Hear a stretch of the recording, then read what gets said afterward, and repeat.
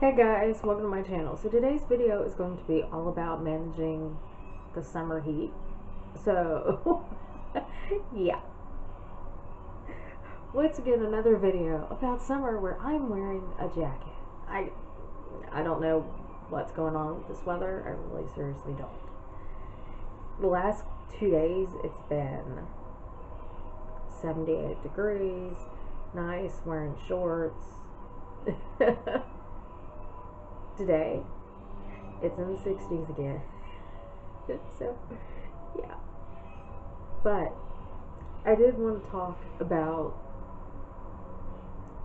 how I manage the summer heat, especially living with multiple chronic illnesses. So let's just jump right in.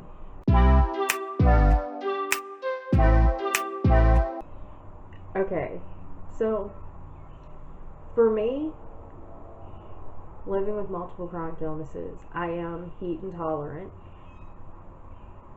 I never had a problem with the heat growing up, never, and one of my illnesses, I'm heat intolerant now, so yeah. So over the last few years, I have learned ways to manage with the summer heat. And the first thing for me is water and electrolytes. I chug water and electrolytes all day long in the summer. Even like, I drink water and electrolytes anyway, but in the summer I up it because I need it, especially if it's 90s and close to 100. And last year we had a lot of that, and from what I can tell, we're going to end up with a lot of that this year if it ever warms up. So, yeah, the first way I manage is water and electrolytes. Second way, AC. Let me tell you, in the summer I spend a lot of time in the house. I like to get outside, but if I'm going outside, I'm going to have a fan with me. I am one of those people. I never understood the people who would take a fan outside on their deck and they would lay out on their deck with that fan blowing on. I'm one of those people now. If I go outside and I'm just sitting there, I have a fan.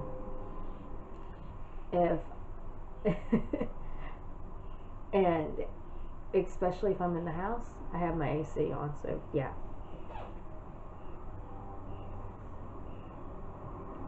Number 3 is cooling vest or cooling pads or something along that lines. I have a cooling pad and a cooling neck pad that I love, and if I'm going to go outside and I'm going to be working outside for a while, I wear that cooling neck pad. I've also been known to take out my just the regular cooling pad and lay out on it, because I do like to have a little bit of a tan. If you can't tell, I'm pasty white, so it's nice to get a little bit of a tan, but I'm not going to kill myself doing it. So yeah, I like my cooling pad. And I do, especially since we have a garden, I do have to go out and work in the garden occasionally. So I do like my cooling neck pad. And I don't it might sound crazy, it might look weird, but I don't care. And that's kind of with the cooling vest. It looks a little weird sometimes, but I don't care. I'm using it anyway. I'm not killing myself, so I can go outside for a little bit. Number 4, cooling clothes, loose clothes. I like to wear clothes that are loose or that are not as heavy in the summer. So, because Any other time, I'm dressing to keep warm. But in the summer, I'm dressing to keep cool. So even with all the cooling stuff in the world, I still like to wear loose clothing and clothes that aren't going to cling to me and aren't going to cause me to sweat as much. I'm thinking of an item and I can't think of the name of the fabric it is. Oh, so, yeah. But, yeah.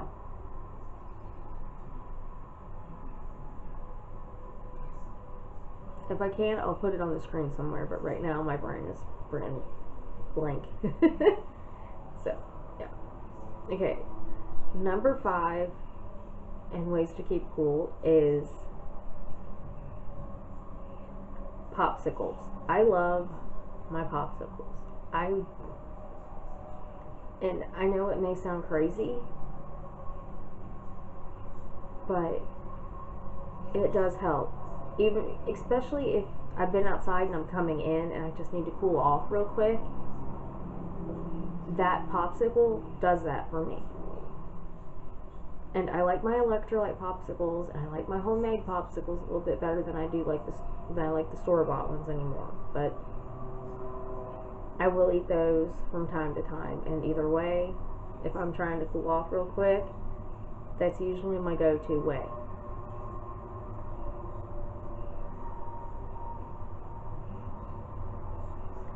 I don't know.